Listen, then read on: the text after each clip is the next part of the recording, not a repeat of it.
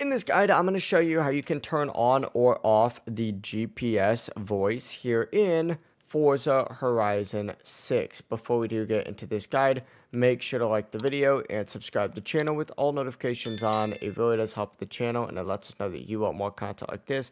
We'd greatly appreciate it. And if at any point throughout this guide you had any questions, ask them down in the comment section below and we could help you out further.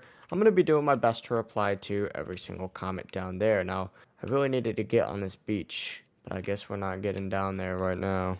Now, first things first, what you need to go ahead and do is actually make your way over to the campaign tab.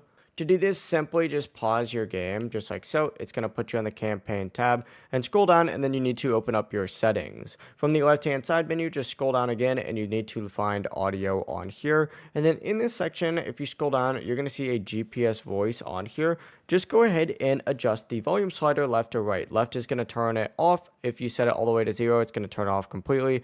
Right is going to turn it up, so just keep that in mind.